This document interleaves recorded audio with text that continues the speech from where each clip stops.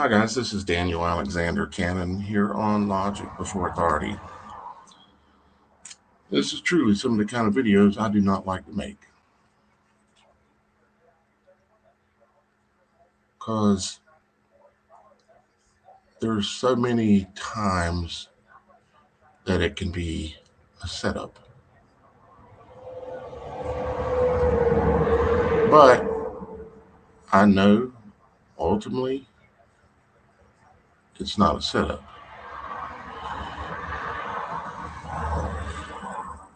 Not a setup in a, how am I saying? What am I trying to say? I'm just disturbed a little bit, to be honest with you. There's there's a video that come out of your England, okay? And I'm going to play it here so you can hear it. And but great discernment must be taken uh, after hearing things that this man's going to say. And I don't know if this man is a true whistleblower or if he is a paid shield, someone that's in their organization that was paid to put this out. I don't know for sure. So it's concerning to me, because we should not fear. We should walk in faith.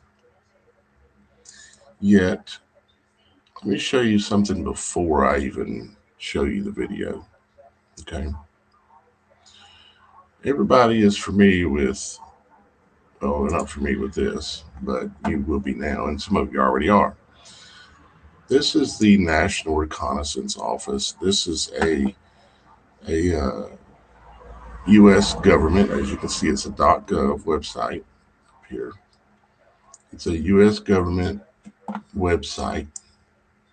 If you go down here to the bottom, it says an official website of the United States government hosted by Defense Media Activity Web.mil or .mil. So what am I talking about? We're beating around the bush, Daniel, right? Well, this is NRL, National Reconnaissance Office 129. NRL 129. This was a launch that Elon Musk did in cooperation with the NROL. They launched these satellites up. Of course, he's doing a lot of launching of a lot of satellites. And I want to show you, and I've shown some of you before, the patch, or the patches that they came out with related to this. Okay. These are the launch patches. You can see them in the background of this website right here. These two right here on top. Okay. And it says the National Reconnaissance Office was proud to support its first dedicated launch of NASA's Wallops flight. And of course, Elon was the one who helped them launch these. And it says that NROL mission carried 4 payloads designed, built, and operated by the agency and launched aboard a Northrop Grumman Minotaur 4 rocket net July 15th, 2020. Well, that date should ring a general bell for you. That was the beginning of the plan. Demic. And they launched it. And I'm just trying to watch my words, and I don't like talking about this kind of stuff really at all anymore, but I can't help it because I'm a watchman. Okay. So they launched these weapons, okay, into the heavens on that date in 2020. Okay. July 15th, 2020. Now, that was right at the beginning of the white horse, the ride out of the white horse. This is the patch that they created for that launch. And it has a rider on a white horse with a bow and a crown. You say, well, I don't know if that's a crown. Well, if you look down here, that's a crown. And that's a crown. And it says, our time has come. This is a military patch, okay? A rider on a white horse with a bow and a crown. Where have we heard of that before? And if we haven't heard of that one, we've heard of this one.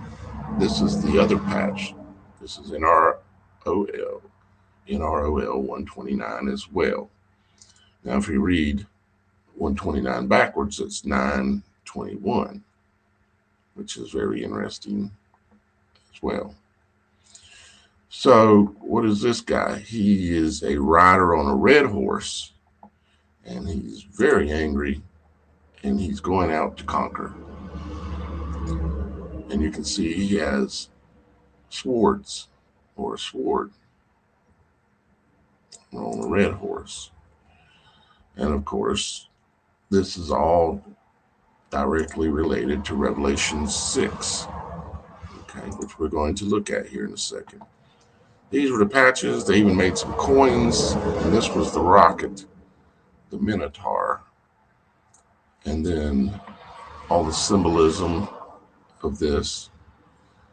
This is about the riding of the red horse and the causing them to kill each other. Okay. Let's take a look at the actual verses. I don't have them up right here, but I can get them real quick. Revelation 6. Okay. And I saw when the Lamb opened one of the seals, and I heard as it were noise of thunder, one of the four beasts saying, come and see. And I saw, and behold, a white horse, and he that sat on him had a bow, and a crown was given unto him, and he went forth conquering and to conquer. Okay. I've done many videos and discussions about this white horse. The white horse has been riding for quite a while now, but in 2020 it came into a full-on gallop. And the white horse is all of the industries and institutions that run around wearing their white jackets. And the bow, I've discussed the bow and the symbolism of the bow. Bow actually in Greek means the simplest of fabric.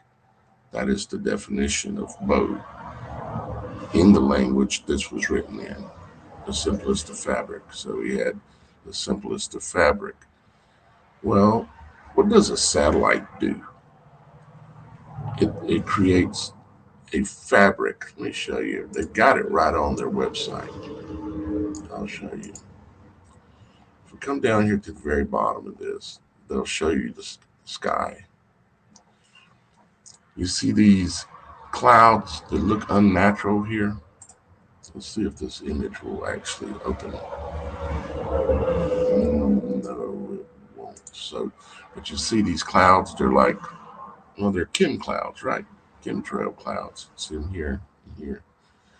It's the simplest of fabric, and it's a way that it allows for satellites and other equipment to monitor every square inch of movement that is on the Earth. Okay, we'll say, or on a particular area or continent or city or wherever they're watching. Okay, that's one of the things that this does. Okay, and that's why they've got this picture here for you. Okay, but let's pull back up the Bible. Let's read the red horse. And when he had opened the second seal, I heard the second beast say, come and see. And there went out another horse that was red, and power was given to him that sat thereon to take peace from the earth, and that they should kill one another, and there was given unto him a great sword. Let's read a few pieces of that back again. Red horse. Why is the horse that was white? Why is he now red? It has to do with blood, and it has to do with anger and wrath. Okay, has to do with Roth's child.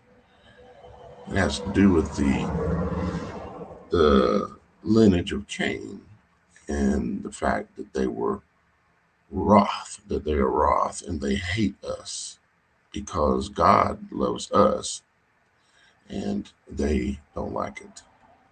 So they are wrath, they are red. It's the red horse. It's something of great power. And according to the images I just showed you, he is preparing, and already is, but preparing more greatly to ride. You've seen what has taken place in Israel recently, have you not? Did you see that the government stood down in Israel and allowed that to happen? And then on top of that, all the attack back murdered and genocided a bunch of other people. So the horse is red, and power was given to him that sat thereon to take peace from the earth.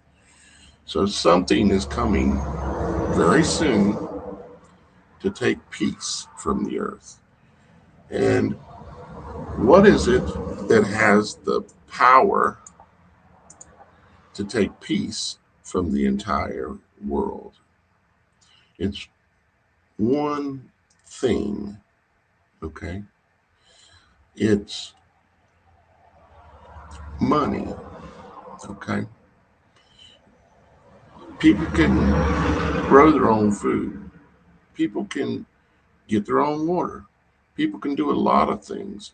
So you can't just say, oh, we want to hurt them, so we're going to take away the food. Or we want to hurt them, so we're going to take away the electricity. Or we want to hurt them, so we're going to poison the water. Or we're going to hurt them, so we're going to do a lot of things, right? And they're doing all those things, really. But what is the one thing that would take peace from the earth, our entire world, basically?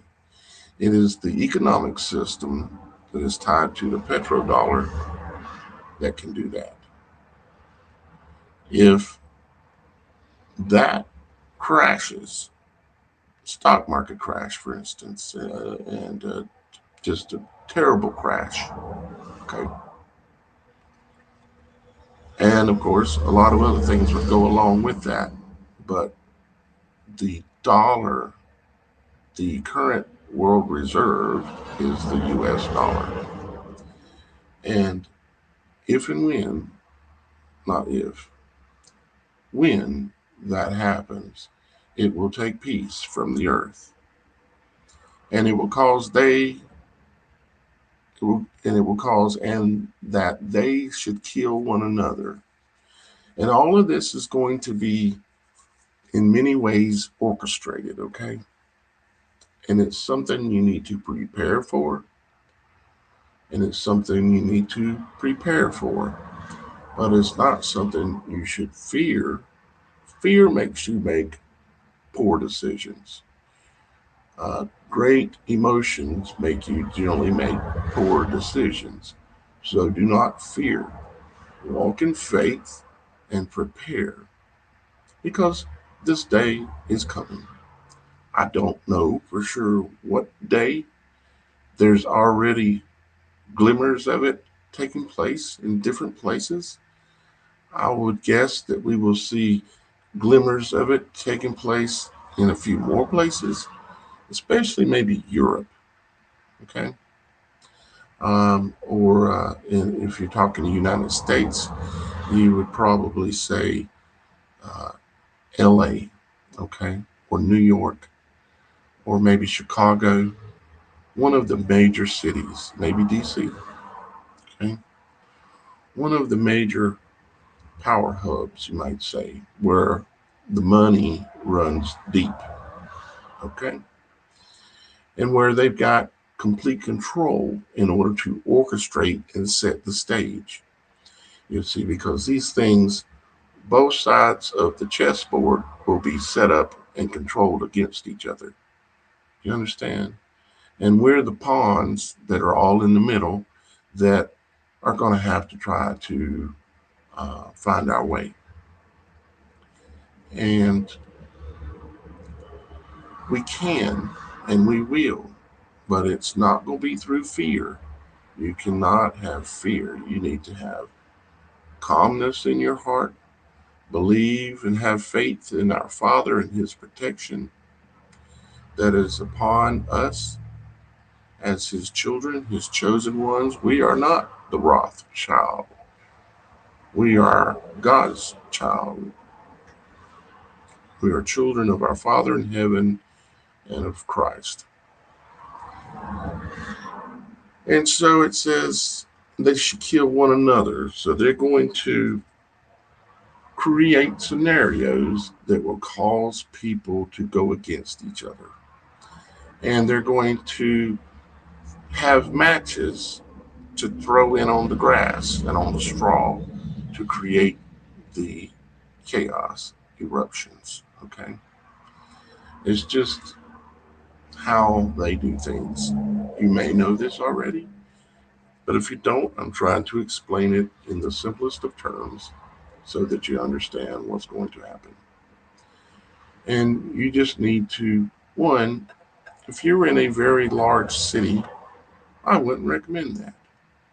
If you're in New York, or if you're in LA, or spend a lot of time in those places, I would recommend that you minimize it and find other ways to not have to go to these places. Because there's going to be a day, and I don't want you caught up in it, where if you were in LA one day and these things happened, that you would be caught up in it. For we are to come out of her and stay out as much as absolutely possible. Can you hear my words? So, and it says, and there was given unto him a great sword, a great weapon, right? A great weapon, a great sword. And of course, the swords are here on the symbolism. And all these are, this is not, these satellites that they launched are just part of the mechanism of this war system. Okay? They're not necessarily the number one threat. The number one threat is likely the people that are asleep. Likely the ones that are easily controlled, easily panicked, and made fearful. And even more than those, it's the planted matches. You could call them a sleeper cell, but they are matches planted in the field and just waiting to be struck at a ordered time. And that's kind of how this little video started, from this little video here. And I have no way to know if this video is true, but I do know that this is true. And I do know that this is true. Okay? So let's take a look at the video. Really more of a listen than a look, because it's just mainly audio. So we'll take a listen. People in England, Ireland, Scotland and Wales, first of all I want to apologise because I feel I betrayed you. This is going to be very hard for me to do, but it needs to be told. I'm not going to tell you my name, you can just call me the Whistleblower, because this needs to be told. I own a small bread and breakfast / hotel on the outskirts between London and Bristol. Exactly where, I won't say. I was commandeered by office of 10 Downing Street to rehome refugee families. In the first log. Let's stop that and say for a second. If you know of any of these locations, you should come on to my website. Okay? The website address I will put below this video. Most of you already know it. Come on the website and come and tell what you know. You can post it in any of the groups and it will be seen by all of the people uh, on the website, and I will see it more importantly. You can even come on the website itself and you can click on the members chat. Even if you're not a member, you click on it and you'll see my name and you can send me a message. You can tell me whatever it is you need me to know. You can even upload photos and such. So, yeah, if you have information about any of these locations of this going on, where they're taking over civilian locations and planting things, uh, somebody like me with a big mouth needs to know. The office of 10 Downing Street to rehome refugee families. In the first lot of refugees came, there was not one woman, there was not one child. The people that turned up were men from. Now, I don't know where this original audio came from. Maybe some of you do, and if you do, please send me a message through the chat on the website and let me know and send me the link, because I don't like that there's been dramatic music added behind this clip. So obviously this has been redone by a few people and released on different channels, and I understand that, but they added dramatic music behind it, which does not help the situation, um, to be able to tell if this is authentic. But the problem is even if it isn't authentic, this is still going on, and we need to be aware of it, and we need to be sober and sane and be prepared and not be of fear. The age of 19 to 30, I would say. I have enough room for about 250 residents. I currently house 150. The other thing that concerns me a little bit about this video, and I appreciate y'all guys for posting this because it was posted on the website, is that this guy is giving out way too much information. It wouldn't take me a day to find him, likely. Someone like me that has a little bit of skill and understanding and capabilities on the internet, because he's telling how many rooms his place has the capability of, the towns that he's in between, and he's a bed and breakfast.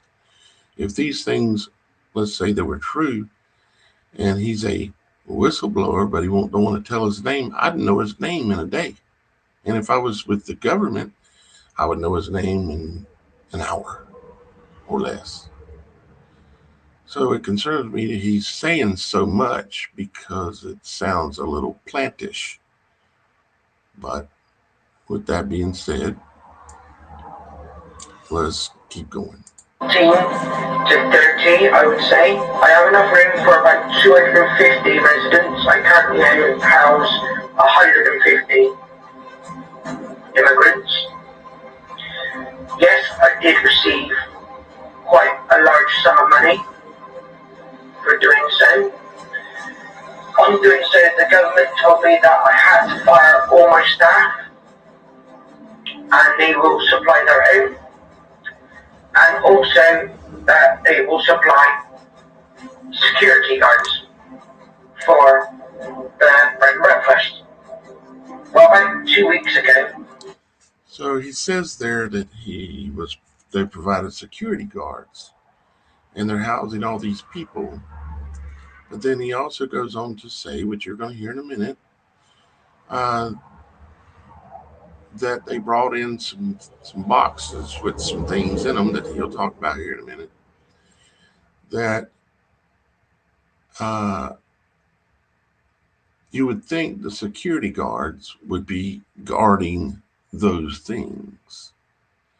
So, but they're not being said to be guarding those things because he went back to those things and opened them, the crates, and seen what was in the crates, which he'll tell you about here in a minute. But that doesn't seem to jive exactly with me in this particular situation, in this case, in this so called claimed whistleblower, because why would you deliver these many crates of these very expensive objects, pow pows and boom booms, and not have the security guards that he just mentioned guarding those, or at least having some of the so called refugees keeping an eye on things? But that's the story, so let's keep going. Security guards for the bread and breakfast. Well, about 2 weeks ago, I received a phone call to say that a large parcel will be arriving sometime this evening. Right about 2:30 in the morning, I received another phone call to say the parcel has arrived, and can I open up the rear serving entrance at the back of the B&B, which I went down and met some army personnel, which kind of surprised me very, very much. The person in charge, I don't know who he was, colonel or whatnot, asked me to show him to a secure room within the B&B, which I did. On doing so, they loaded in roughly between 60 and 70 really big crates. I asked what was in the crates, and I was told that I was not permitted to know. He then handed... How many crates did he say? really big crates. I asked what was in the crates, and I was... On doing so, they loaded in roughly between 60 and 70 really big crates. 60 and 70 crates that would hold pow pows and boom booms. That's a lot of space. That is a very large room that he would have to put something like this in. And that would be something of great value, and you would want to protect it. I would be sure of that. So why not have the security guards keeping this man from gaining access? It's There's something quite not right with this story because, well, let's listen to some more and I'll explain. I asked what was in the crates, and I was told that I was not permitted to know. He then handed me a smaller parcel and told me that I will receive a phone call to give me further instructions on what to do and when to open this parcel, which is very strange. So I've had this parcel now for about a week in my office, and I started talking to a friend of mine, and he said, well, you know what? You don't know what's inside these parcels. It could be anything. It's your property, whatever's inside your property. So he gets 70 large crates full of pow pows and boom booms, which you'll find out that's what's in there here in a minute. But then they give him another package, smaller package in an envelope or something or whatever, that has keys to these crates in it. And it's in his possession, and they're trusting him with the whole plan in this particular situation. That's what they would be doing, is trusting this one man that's not on their team. He just is saying he sold out and took a bunch of money to house these refugees and their crates of pow pows and boom booms. Why would they trust him with the keys to the pow pows and boom booms? It's a question I have. Doing the right statement, and I should have a look what it was. And I was debating about it for a little while, and I thought, you know what, you are kind of right. If it's in my property, I want to know what it is. So I opened the small parcel up, and inside was a letter with a list of names and numbers written next to the name. On realizing that each name on the letter was one of the refugees, and there was a smaller box inside the parcel. I opened that, and there was a series of keys with numbers on them. So I went down to the secure lock where these crates were and noticed that each crate had a number on it and each key had a number on it. So I took 2 keys for 2 of the crates and I opened up the crates. Crate 1. There was a load of AK-47 machine guns. Crate 2 were a number of hand grenades. Now when I say this, I'm saying this as you could start a new war off with what I was looking at. There was enough ammunition inside one of the crates to easily wipe out my little village. Boom, gone. So then he even identifies that he is in a little village. And he told between what cities. And he told how many rooms he can house and that he's a bed and breakfast. I realize that you might want to become a whistleblower because you feel bad or responsible or obligated for something you've done, taking money and selling out. And even maybe he didn't know he was selling out to start with, but I'm concerned about the validity of this so-called whistleblower.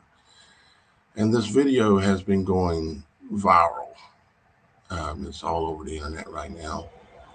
So somebody with a calm head needs to step in and tell the truth about some things, but also say this smells of a planted story, not necessarily somebody trying to get views. It's planted to cause fear and anxiety and confusion because confusion comes with fear and anxiety, and you're unable to determine which way the enemy is truly coming from. You see? So let's keep going here. There was enough ammunition inside one of the crates to easily wipe out my little village. Boom, gone. Easy. So one crate had enough ammunition, he says, to wipe out his little village. Now, how long would it take me to find this man or this B&B? But if there's that much ammo in one crate, first off, these crates would have not been able to have been toted by men into this storage room, unless you're talking about a hangar where you can take to move these kind of crates that has this kind of like ammunition in it, you have to have a forklift. Okay. Maybe I do need to find this B&B if it exists and see what the facility looks like, because you would need a forklift to move a crate of ammunition. I've been in the military, served in the United States Army, and no, I'm not proud of it. But I was young and dumb and thought I was doing something good. Never was. Anyways, ammunition is very heavy because it is lead, and lead is very heavy. You can no more, four men can't pick up a crate of ammunition. Okay? It takes a machine with hydraulics on it to move these kind of boxes and crates. And he talks about this crate is big enough to wipe out his whole little village. So obviously, we're not talking about a single ammo canister, which is still heavy, but one man can tote it. We're talking about something that would have 40 or 50 or 60 or 80 cans in it full of ammo, because that's what they come in as cans, like little square rectangular boxes, ammo cans. Probably most, you know what I'm talking about. So just things just don't add up here with this video. So let's keep going. There was enough ammunition inside one of the crates to easy wipe out my little village. Boom, gone. Easy. Now I'm a bit stuck because I don't want these refugees here anymore. Now, even if he was talking about boom booms instead of pow pows, you know, the word that starts with a G, gruh, kind of like NATO, yeah. Even if he's talking about that, the crate would still be extremely heavy if it was full of those. But who gives a B&B owner the keys to wipe out not only that little village, but he could wipe out a major city with what they left behind, unguarded by security guards, even though it was stated they sent security guards to be there? How does he have access to doing this? Why is it so simple, and why is there not two keys required to open the crates that are held by two different men, the way the military normally does things? I got questions, but I don't have the answers. But I'm contracted to house them for a period of time. I don't know if I can get the government their money back and tell them to sweet off or not. I don't know. All I do know is, in good faith, I cannot allow these men to have these crates. I am going to move them away from my property to a secure garage that I have. A secure garage that he has. Not too far, because I'm not going to be. It's not too far. Now, I don't know if it's like it is over there, like it is over here, but I could pull the tax records. Once I found out the location of the B&B, I could find out who owned that through the tax records, and then find out what other land he owns and where his little garage is that he moved the ammo to. Now, how did this man move this ammo? Anybody answer me that? Does he have a forklift? Does he have, he said 70, 80 crates? Is that what he said? Something like that. How many men did it take that he had to let in on the fact he needed all the refugees to help him move this stuff? You see? And even they couldn't do it because you have to have hydraulic heavy equipment, forklifts, and so on to move this kind of stuff. Okay. Um, yeah. It's looking, there's no way this man by himself or even with his friend could or would move this without being even seen, because there's security guards there. and there's 150 refugees, which of course is not what they would be in this scenario, but that's what they were being called, the cover name. So how did they do all this and sneak all that ammunition out of there with no one watching and no one cared? It's not a possibility. The military and or even any kind of organization does not put a cache of stuff like this in potentially basically the enemy's hands that they're buying off with hush money, and give him the keys to them and then take all the security guards and run.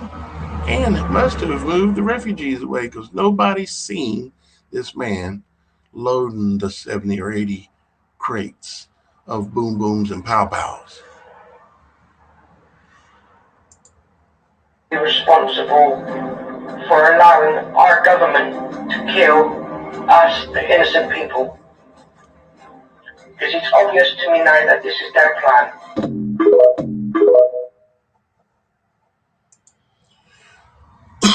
Yes, it is their plan.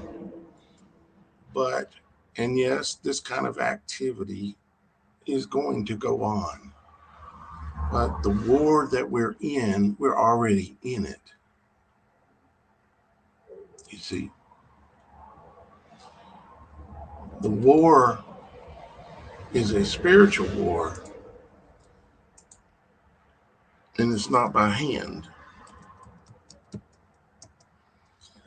You see, this was the major weapon of this war. And yes, there will be other phases. And yes, they will cause them to kill each other. They will. When you see the US dollar collapse, and it's not that far off, then we're going to have these kind of things going on. But if you've not been fearful and you've used a logical, critical mind to think about these things like we've done here, you will be able to understand better who the enemy is, where he's coming from, and what kind of a weapon he's using. You see a bow. This thing said the white horse had a bow, right? Okay. Now think about the functionality, because we're talking about symbolism here. Think about the functionality of how a syringe works. Let's use this one. You have an arrow tip at the end, or a serpent's tooth, basically, to pierce the enemy, right? And you have one hand or one finger or two fingers up front to hold the bow, and you pull the plunger back. The arrow. The plunger. You pull it back and you push it forward and let it fly. In this case, it's a needle. Okay.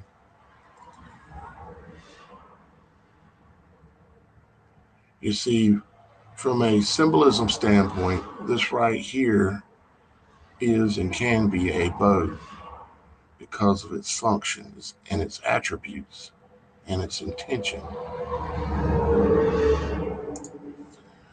Another thing as well is, let's see,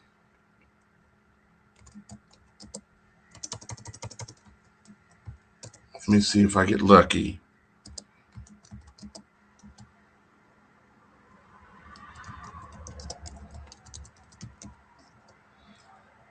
See if we get lucky.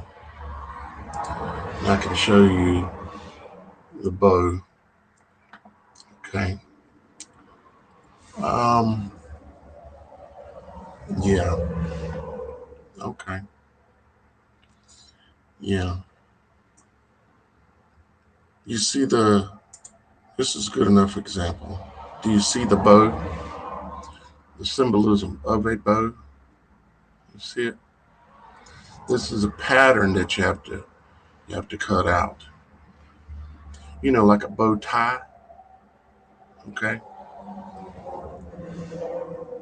You can see that this is like a hatchet or something like that on one side. It also is bowed out in the front, and it is made of the simplest fabric as well. You see, if you don't use your eyes and your mind with clarity and logic, you're not going to be able to see the enemy coming. You won't be able to see the enemy coming. I wanted to see if I could find one that was a little bit more clear in the pattern design so that you can see the actual full-on bow. I mean, that's very close. That's one of the patterns, but I've seen some that are even more clear that looks like a bow tie. And then you cut it in the middle, turn it around, and sew it back together to itself. But just not quite seeing it. It's like the bow on a boat. You see? Kind of like that.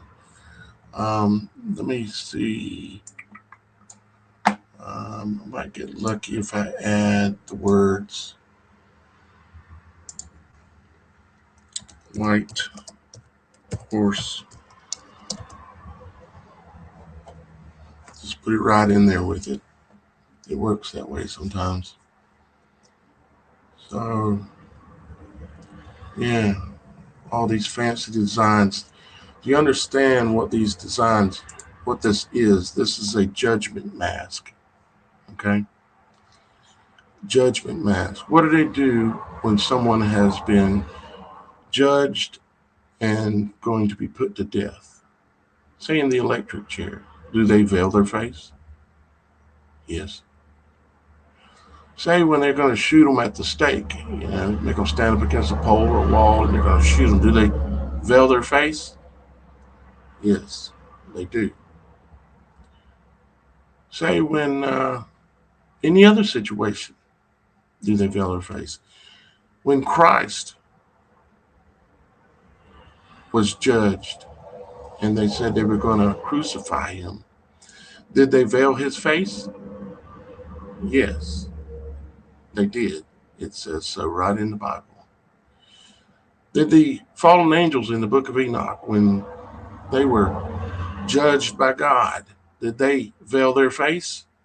Yes, they did. When something terrible happens to you in your life and things are just awful, maybe somebody died, or maybe you just found out some terrible news that your house burned down, or you're going to prison, you've been judged maybe. Do you veil your face? Take your hands and cover your face and cry into your hands? Yes, you veil your face. That's exactly what you do. Let me see if I see that pattern anywhere a little bit more. Can you believe the things that they put on these masks and then wear them? Judgment masks. And you can see people in public with them now, and you know that they're doomed. Just completely doomed. There's not even a need to even tell them or warn them or try anymore. They're just completely doomed.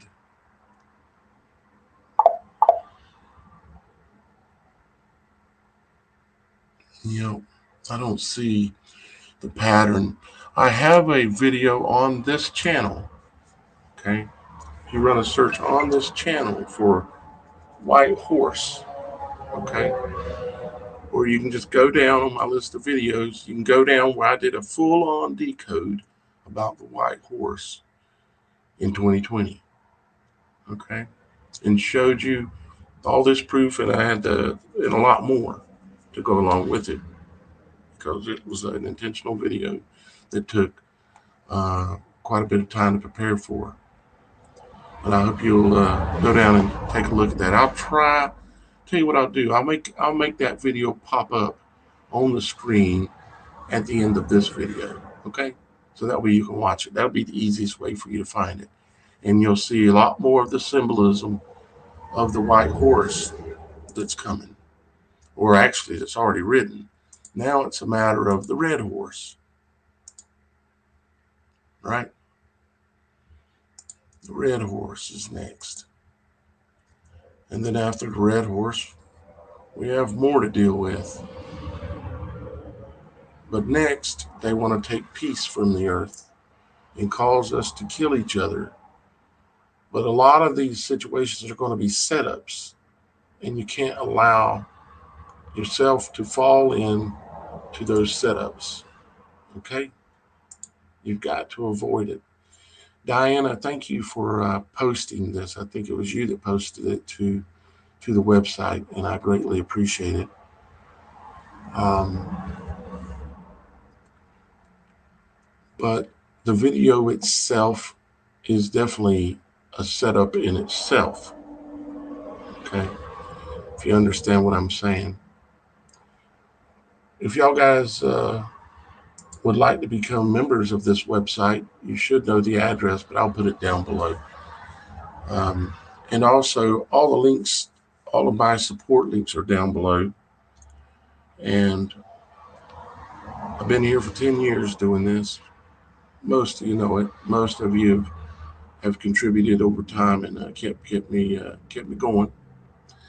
And I'd appreciate it if maybe a few of y'all guys would uh, drop me a few crumbs of bread. I might just do an individual specific video about that, but because nobody ever watches a video all the way to the end, do they? But about now is when the video, the full decode on the white horse should be popping up, and so check that out. I love you guys. I don't want you to have a mind of fear, a heart filled with fear. I want you to have knowledge so that you can walk in peace and in faith and to know that no weapon will prevail upon you that they create in any way. So let's keep going. I love you. Our Father in heaven loves you. And we'll talk to you again real soon, guys. This has been Daniel Alexander Cannon here on Logic Before Authority.